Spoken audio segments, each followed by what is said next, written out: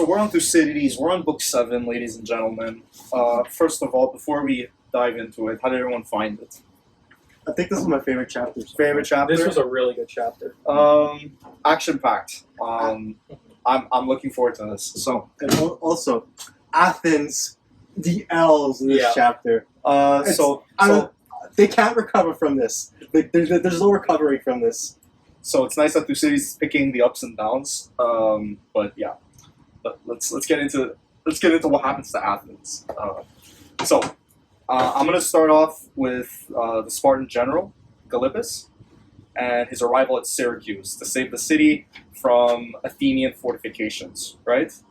And then we got Nicias, who then sends a letter to Athens in which he's writing down the hardships that's happening to the Athenian ships and the deteriorating conditions of those crews.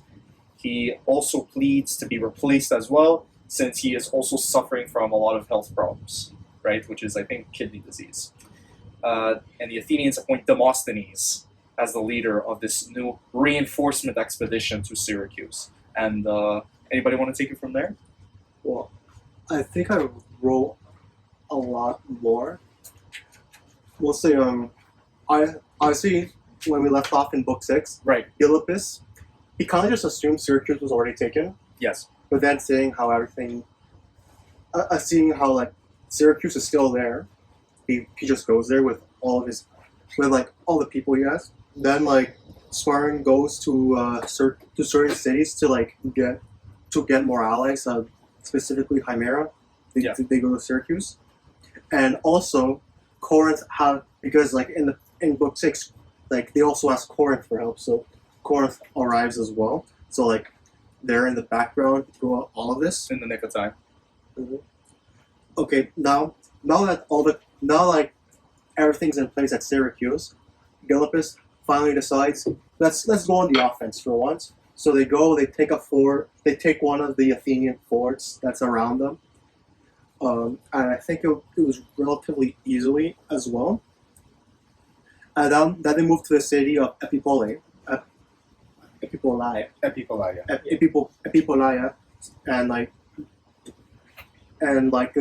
honestly, they try they say, hey, we have like a lot of people here. Why don't you just leave the city and we'll take it over? They say no, and that's when like battle preparations start. And by the way, Nicias is in the city and he's taking command. Yes. So he commands his people. He just commands his people to just stay on the wall because like they're in a city, they have the walls. Why not? And it's just better. And while Sparta prefers to like go out in the open. Yeah. So like for like the entire day, they're just like looking at each other and nothing happens. So they rest. So like nothing happens. So they rest in the night. So instead of like just doing the same old, they go to a different fort called Labdalum. I think it's called Labdalum. That's what I wrote. So like they capture the fort and kill the soldiers inside. So seeing this, Athens just makes their walls bigger. And also, I think this should also be noted, but like warfare back then, it's like people kind of just build walls around each other. So like that's just Yes. that. Like honestly, I didn't like write that down, but that's how warfare was done there. So Especially in terms of like containment, Yeah. a lot of times it was to contain the enemy. So if they controlled one wall, you would then construct an outer wall to keep them at bay. yeah, so like that happens a lot during the war. I ignored all of it because, well, I didn't bother writing it down mostly because I didn't think it was that important. I'll keep talking until the city gets taken over. Then you guys can go over. But Athens makes their wall higher. So like after that, like Athens goes on the offensive. They go like in a small skirmish to Syracuse. Syracuse does lose, but it wasn't that great. It wasn't that bad, but like but in the end, like it was still a Syracuse in defeat. You know, like Athens. Every time someone can think they won, they make a trophy for their battle, which I actually don't. I don't know what they actually do, but they make a trophy. And and then afterwards, another skirmish happens. Syracuse wins this skirmish, Yeah. and Athens is repelled to their walls. And seeing how like things aren't really going well for Athens, they ask for reinforcements, and while Athens also asks for reinforcements, Gylippus goes around and just goes to the Sicilians and also asks for reinforcements. I'll stop. Does anyone want to talk about the letter that's sent to Athens for the reinforcements? I mean, I wrote that Nicias is just describing, he's detailing the hardships, right? The waterlogging of the Athenian ships, and that the crews are getting worse and worse off, like their conditions are getting worse. He also pleads to be replaced. Like I said, because he's suffering from some sort of health problems, really bad health problems. No, remember. Naxius really doesn't want to be here. Yeah. Which makes his future decision really weird. But the only thing I want to add to that letter is that he also talks about the future dangers. And if nothing changes, we'll probably be repelled and wiped out. And then that's when the Athenians make a pretty smart decision, in my opinion, and they make Demosthenes the leader. And that's when it starts to go. Dylan? I believe it's mentioned he chose to write a letter because he didn't want his point of view or what he's trying to express to get lost in translation. Yeah. So it's also a very smart decision by him that he gets his point across the way he wants it and not maybe some kind of miscommunication, and then they're like, okay. By having somebody else write it for him? Or like someone else saying it for him. Gotcha. Already, and then it gets lost, and then the point he's trying to get across doesn't correlate, and they just assume, oh, Nicias wants to pull out, he's just a coward, let's boo him or execute him or whatever. Exile him, yeah. Exile him, Everyone boo this man. boo him. But then, in response to the letter, Athens decides to send Demosthenes, Allisthenes, and Eurysthenes. Yes. And then Sparta prepares for a land invasion of Attica, aka the mainland Athens. Yeah. Then the 18th year is done. Alcibiades then urges the Spartans even more to fortify Thessalia. Alcibiades is urging the Athenians to fortify Thessalia. I don't know what the hell I The said. Athenians. He's with Sparta, right? So my original. Okay. Yeah, Sorry. You got it right. Sorry. You got it right the first time. Okay, and then in Sicily, Gylippus, he's collecting all the allies he can, and then he's returning to Syracuse, while Hermocrates, he's encouraging the people of Syracuse to confront the Athenian navy. And that's basically what's happening there. Then Thucydides then reverts back to Thessalia. I wrote that he points out in greater detail how the Spartan fortifications inflicted great damage on the Athenians, especially in the matter of their supplies and their imports. It's also led by Agis, the one who blundered the biggest victory of all. Yes. But he was still a good leader, but he blundered the victory with Argos. Funny that he didn't get exiled. He's the king, obviously. They cannot. He's the king. Yeah. But yeah, it's led by Agis. So the Spartan presence at Thessalia also meant that the Athenians were harassed all year round when they were in that region, rather than only seasonally. So the drain on the Athenian finances, combined with what they're spending for that overseas expedition in Sicily, is really destroying them. It's really fucking them up badly. In fact, it's so bad that they actually wiped out an entire town, which would be normal, but Thucydides went into big detail on how bloody it was. They just killed the children. They killed everyone, schoolboys. Big war crimes. It was so bad that he's nothing in the history of what we know was that bad. It's the worst thing that they know has been done up to that point. Yeah. And so also the Syracusans are at this point also looking to take any advantage that they can, any small advantage that they can have, and they're modifying some of their warships at this point. They're also shortening and thickening the prows, so when their ships are ramming, it's more effective. They also expect their navy with the combined space of the Great Harbor, right? And that will lead to their advantage, and that will be effective against the Athenian navy. So Syracuse is trying to beef up their navy as much as they can at this point as well. And then we go back to Demosthenes and Eurymedon, who then arrive at Syracuse with 73 ships, 5,000 heavy infantry.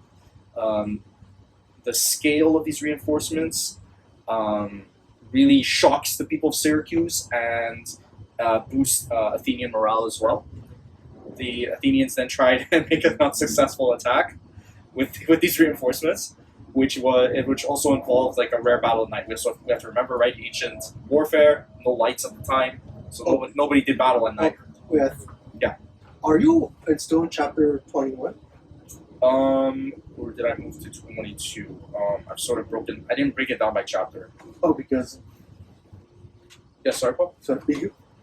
because there before Demosthenes marched, like there was also a 3 day land and sea battle, Yes. and Syracuse won. Like I broke it up by day. The first day, nothing really happened.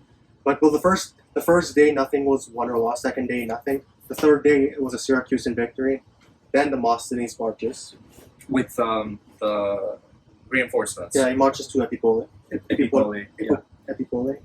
Epipole. And I also wrote down that Essays also did a few small successful offenses, which helps to boost the already increasing morale up to that point. Yes. And it's at this point. So after that night battle on Epipole, the Athenian generals then hold a council, right? Demosthenes at this point, he's insisting that the Athenians immediately leave from Sicily. He's like, "Fuck this! We are wasting too much power, too much resources, too much effort. This is in vain." And he wants to cut his losses and leaves, right? And here's the weird part: Essays votes to stay. Yeah. Which is weird because he had he wanted to get replaced. But wanted to get replaced. Throughout all of the Sicily, he didn't want to be there. Mm-hmm. Then he's like, "No, look, we're staying." Which is weird, and maybe it's like, I don't know if that actually happened. I don't think it did, because like, why would somebody who wanted to leave the whole time would suddenly want to stay? Well, it is possible he's afraid of the ramifications if he goes back home unsuccessful. What happens to him? Again, obviously he's not feeling well, but like I wrote in the grip of complex and conflicting emotions. Yeah, he decides. So I wonder if he's like, I'd rather die here in battle than risk going back and something bad happens to me, and all this would be pointless. Let's remember that Alcibiades just defected to Sparta because he didn't want to go to trial in Athens. Yeah. I think Athens is really strict with their generals, it seems. And we've seen multiple times how in some of the previous books, you even see how a few people who didn't want to vote for the war in Sicily didn't say anything because they were afraid of the Athenian society. So a big theme in Athens, and this Thucydides could be alluding this to their downfall, is almost like their obsession with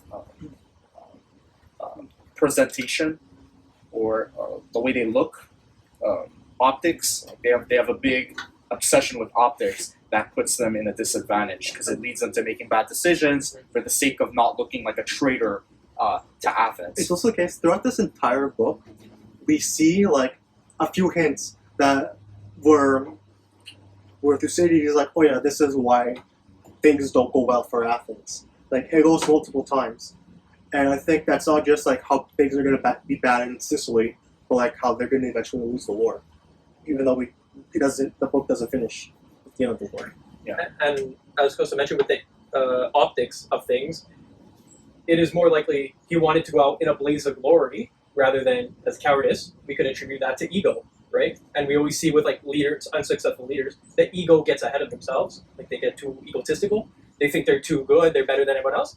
Then they go in and then maybe not accounting for whether their morale's up, whether they have stronger soldiers. Whether it makes logical sense to continue. Exactly. It's more, I want to go out looking good. Mm-hmm. Okay. We saw that in Breaking Bad, all that could lead to shitty disasters. But- Yeah. So, anyways, Athens decides to stay. They decide to stay. So, So blunder, the biggest blunder. So Demosthenes, right? He's supporting to abandon the siege immediately. Nicias is arguing for hesitation and delay. We stay. So yeah. But So I also want to talk about Thucydides did talk about some of the reasoning of why they might want to stay, because like even though Syracuse did win, they still don't. They still have problems, as in they're kind of broke. Like they're paying all of these mercenaries, all of these people, like all of this. So they're not in the best financial situation. So maybe they were thinking, hey, like maybe we could outlast them, you know. we can outspend them. We can, yeah, Athens. like- We're in a bad. Athens is still in a bad financial position, but relative to Syracuse, are better, so they can outlast. Yeah. So then Philippus, right? He's returning to Syracuse. He's coming back with fresh Sicilian troops, and at this point, the Athenian generals are finally preparing to remove their forces. So they've come to the conclusion that escape is the course of action, right? But at the very last minute, a total what's described as like a lunar eclipse is occurring. Nicias insists on a delay of nearly 4 fucking weeks, as recommended by the sightseers, the soothsayers, Yeah. right? They're basing on that to put themselves in what you could say is a shittier position, Mhm. right? Like that's what I was reading when I was seeing this. Like, what the fuck? Uh, A lunar eclipse is going to determine Ups- your logistics thing. Sorry, Like, Dylan, if, not this, fault. if this was a boat, I'd be like, no, there's no fucking way. Like, Yeah. no fucking way. That's what causes their downfall.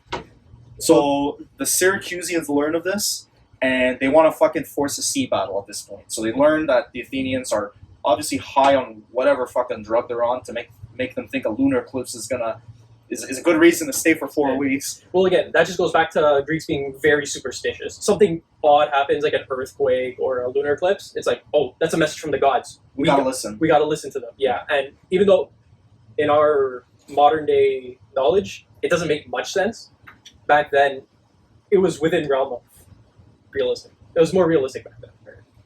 Well, they didn't know about science or any Yeah, or yeah. logic. Yeah, they did.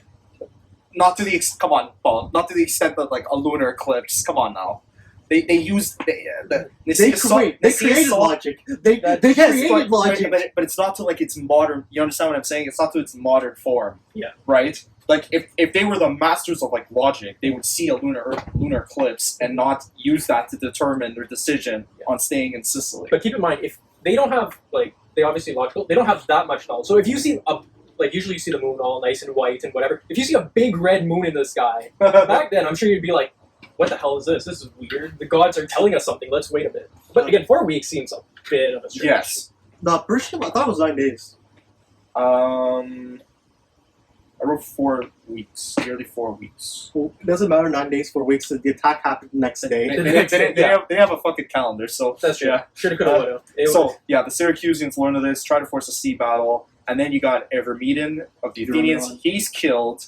Whoa, we're just jumping into the battle. Yes, we're just jumping in. We're not talking about how it goes every day. Like in the first day, it was a predominantly land battle. Right. It was very indecisive. Like it was just like the first part of a battle. Then the second day, it's a more it's more of Sea a battle. sea battle, and that's where Eurymedon dies. On his In ship, those clashes, yeah. and that victory and that sea battle was like a decisive victory For Syracuse. for Syracuse. It was like Athens by that point is like there's no possible way that Athens could recover from this. Yes. They're consumed by regret, I wrote, that they ever launched the expedition to Sicily. And then for like 3 pages, Thucydides talks about like the allies of both sides. Yeah. So the Syracusans, they now have the advantage after that sea battle that you described, Paul, and they decide to block the mouth of the Great Harbor, thus shutting off any path to escape for the Athenians. So the Athenians they are cooked. They are cooked. Mhm. Thucydides then provides a detailed catalog of the ships on both sides. With their morale as well as their rations running low, the Athenians need a lot of fucking. They need a Deus ex machina at this point. Well, I mean, it wasn't necessarily that one-sided sea battle because even though Athens lost badly, Badly. they still have more ships than than Syracuse. Yes, But they don't. They have bad positioning though. but they're surrounded. Yes, that is a problem. Well, but not. Well, it's not necessarily that they're surrounded. Is that there's literally only one way to go. Since like they're in a harbor, and like they're blocked by all the ships. The Athenians need encouragement, right? And Nicias at this point, he's trying to provide some encouragement with a speech to his troops. Following that, Thucydides then reports a similar address delivered to the Syracusan forces by Gylippus and the Syracusan generals. The conflicts take place on land and sea simultaneously. When it is clear that the Syracusans have gained the upper hand, Hermocrates then tries to persuade the Syracusan authorities to prevent the Athenian army's escape, right? When the authorities hesitate, Hermocrates decides he wants to take things into his own hands. He's then playing a trick on the Athenians, and this trick results in a delay until the third day of the sea battle. Thucydides then vividly describes the pathetic scene of the Athenian retreat after their massive defeat.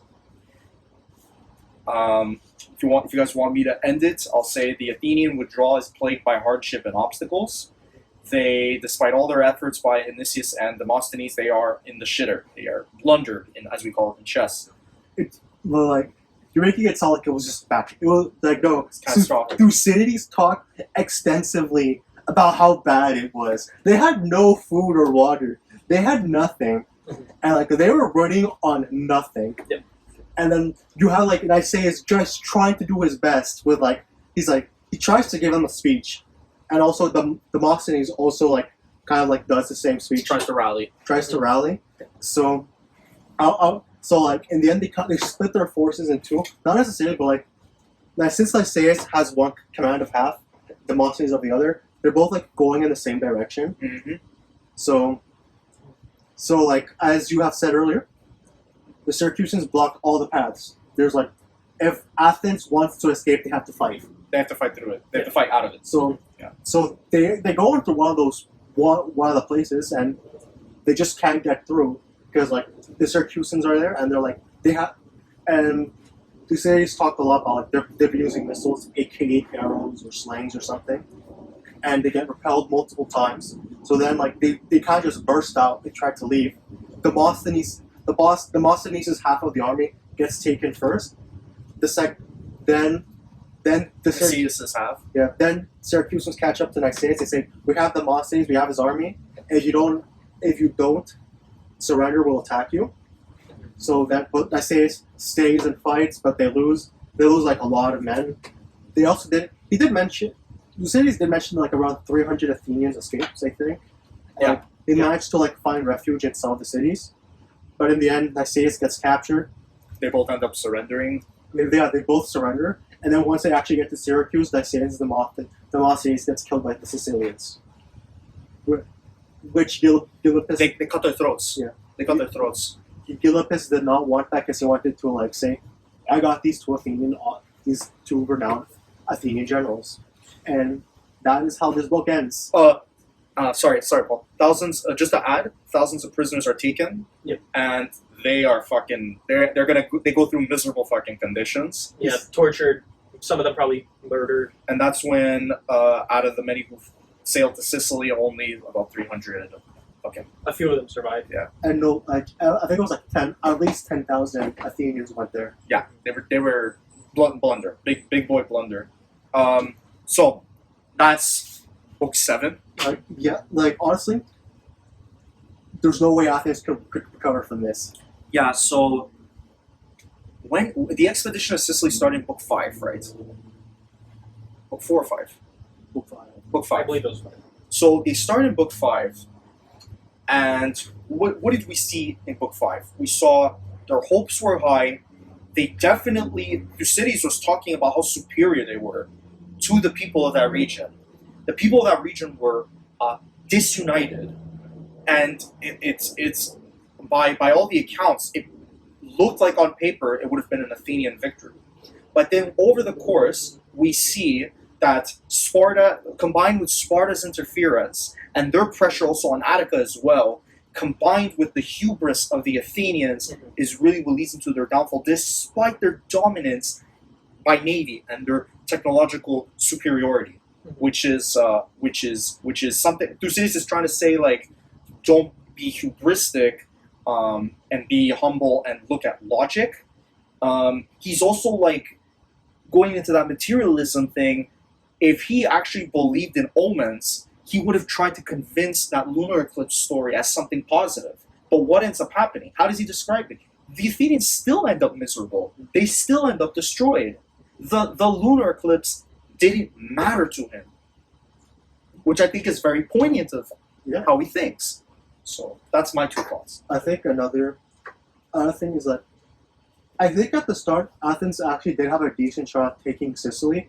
The problem is once things were just like they probably should have given up the moment Gylippus arrived.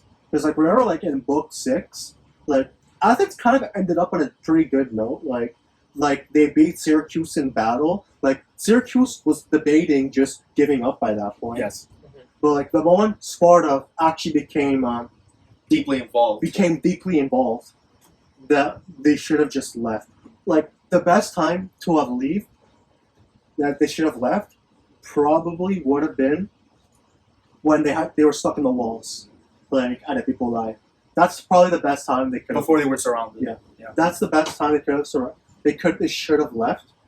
Like at that point, it probably would have been advantageous for like Nicias either to just leave Athens completely, or just transition to a completely different city. And again, we could even extrapolate this to modern invasions of faraway places.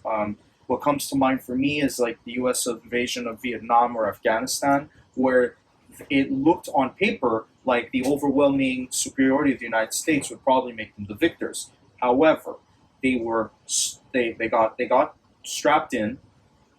They didn't know the region.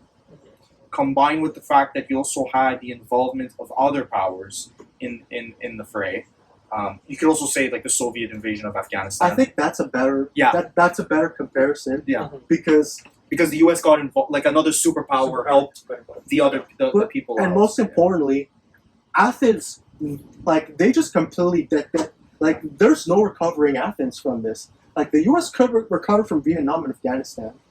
The Soviet Union didn't. Yeah. They never recovered from Afghanistan, and Athens won't recover from Sicily. Like it is like catastrophically bad for them. Yeah. So very poignant. Again, I use that word a lot, but it goes well with this. Very poignant that Thucydides, at the beginning of this, at the beginning of the whole story, he's putting Athens on top. And, from books 1 to 5, they were getting a lot of good victories against the Lacedaemonians / Spartans. And it took a faraway expedition against a much less superior people. By superior, I mean technologically superior people. What looked like was going to be a crushing victory. This actually ends up not only do they lose, but it ends up putting Athens in like the Republic, in a bad position. It's not just that. It's also to the point that Sicily is like, bro, let's invade Athens now. Because they're not happy about this. Yeah. So you have a bunch of the Sicilians are like, and they're gonna ally again. They're still allied with the Spartans. They're probably gonna continue to ally with the Spartans. The Spartans, as we read in this book, are putting pressure on the homeland of the Athenians, Attica. Right, not too far away from. Again, in the same province as Athens, the city. They're putting pressure now. They lost the expedition. They lost thousands of men. They had good ships, right? The Athenians came with 73 ships, right? they came up with 100 then. Like they reinforced the 73 ships. I think at some point they had 100. They arrive at Syracuse, at least in this book, with a fleet of 73 ships, 5,000 heavy infantry. Gone. Oh, that's the one that. That's with, the, yeah. That's the one. With Demosthenes and Jordan arrived. Yeah. That says also had ships as well. And all lost. Even worse, right? Yeah. All lost. Yeah. To this expedition. So, not only did it turn out badly, but it wasn't like, oh, this little expedition that didn't go well, we're still okay. No. This is now jeopardizing Athens' security and stability. Remember, it's 10,000 people. 1,000 people is a lot back then. 10,000 is, That's what, I think at the peak, Sparta only had 10,000 citizens. This is a lot of people. Like, it is, you can't recover from that in 1 year. So I'm just wondering. So I know, Paul, you were alluding to this earlier. At a certain point, they should have probably pulled out, like Yeah. when they're on top. Do you think the Athenian homeland would have voted for that, or would they have said, "Oh, we're on top, go all in, No, like, keep going for They it"? never would have voted for it. And that's what I'm wondering. But I think Like, like their hubris really fucked them over. Like, yeah, And to answer your question that you gave to Paul, yeah, Mhm. they would have voted to stay in. to say, and that's what I'm wondering. Like, even What do you think, though? well, that I think that would be the big problem, right? As you've mentioned, we've seen it so many times in history where the big, superpower goes in against the underdog, and it's like, okay, we're gonna smoke these people, right? We saw it with the Persians against the Spartans, and it ended in complete disaster, right? So once again, hubris completely taking over the situation, and then Not establishing good allies in the region. Athens were kind of like being bullies, or fucking bullying everybody, right? yeah, They didn't want to learn about the dynamics between the different cities to maybe even take advantage Yeah. of maybe before the Athenians arrived. Who were the enemies of the Syracusans? I feel like there was like a city-state or two that had like a long-standing rivalry with them. Regardless, even if we forgot the name, I think it was Epipolae. and people like, regardless, they could have done that Mhm. if they had done their research. They'd done more diplomacy on top of their military, but they didn't. They came in, guns blazing, Mhm. pissed everyone off, Yep. botched themselves down. Yep. Hubris is getting them to get into these more difficult decisions. and also keep in mind, every time they went to a stop, they're always bombarded with soldiers, right? So they couldn't really refuel, rebuild, Yeah, because the- every time it cause casualties. the So coast, the coast wasn't theirs at the same time. Exactly. So maybe had they made more friends, they could have, regrouped somewhere like midway, let's say, and then refuel, re-energize, remotivate the people to actually fight. There's also one more thing. Athens picked the worst time to prosecute Alcibiades. Yes. True. He came up with like half the plans at the initial invasion. But again, it's like that interior politics too, that game playing, right? Like general some of it, like Thucydides was also alluding this to, right? Was also alluding this to, was also alluding to this as well, right? Where there were a couple generals that I think were jealous of Alcibiades' career, or that he was going to rise up, and so that's when they decided to prosecute him. Am I wrong, Paul? Or There's been here's the thing is, because it was all over that dumb statue, I believe. I think because the way Thucydides wrote it, he didn't make Alcibiades seem guilty. It sounded more like it was a political play. Yeah. And again, going back into that theme of using bad omens to determine your decisions, they decide to prosecute him just based on a statue.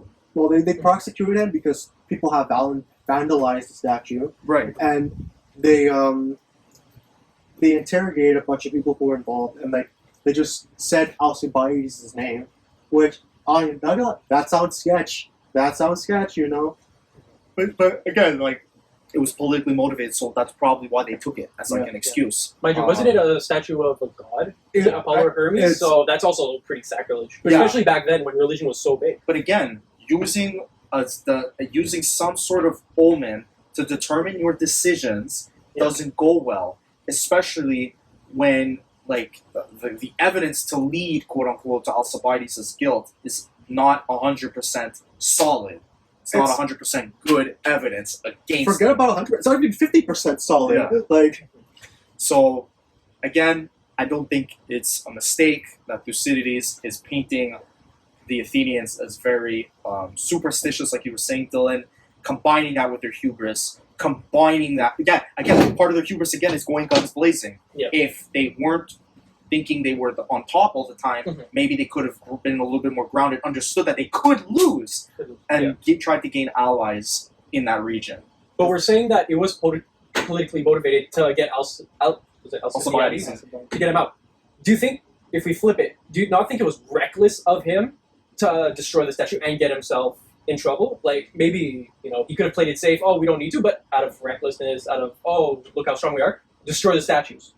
And now some bad things happen. Do you think maybe, had he not done that, he stays in and then Athens looks like I think- But we don't even know if he did it, right? It could have been possible where he didn't do it at all, and maybe a rival, or maybe just hooligans, just young Athenians did it, and it started, and maybe his political rivals or military They took rivals advantage of took that. advantage Oh, of that. All right. Because again, it's not clear the evidence against them. There's nothing really directly linking him. It's just people claiming that he did it. It happened, and they just claimed, right? Yeah, that's the way it was written. Yeah. Okay. So again, and this could also be the origin of why people don't prosecute presidents at the time they're in office, even when it's been found that they did commit something illegal.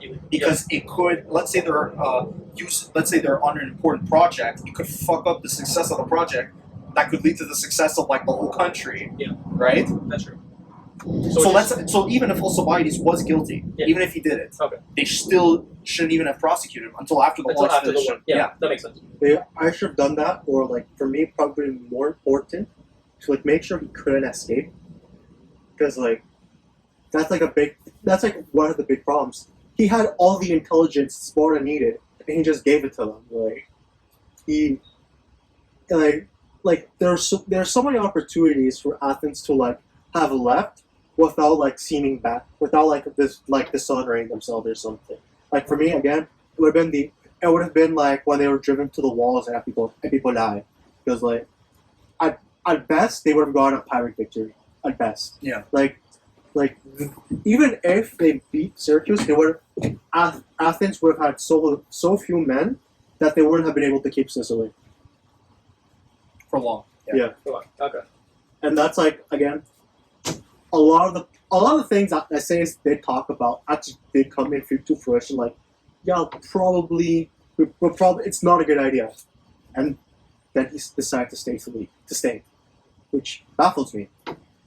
Just to reiterate, this was a really good chapter. I It think was there was very, very a lot good. of action. A big The saga. Yeah. Really interesting ending, right? Athens pushed to the brink, and now we have one more chapter left, right? So we're And going to see what I happens want to to see them how in the Thucydides final chapter. wraps this up. Exactly. I want to see, because obviously the ending is the most poignant part, because Mhm. that's when you tell like what an author is trying to communicate. Yeah. So really gonna be happy. Let's not forget Thucydides died before he could finish. You can this. finish. So yeah, it's going to feel a little, It's a bit of loose ends. It's probably gonna like be abrupt or something. Okay. But we'll see how far He goes. it goes. Yeah. Yeah.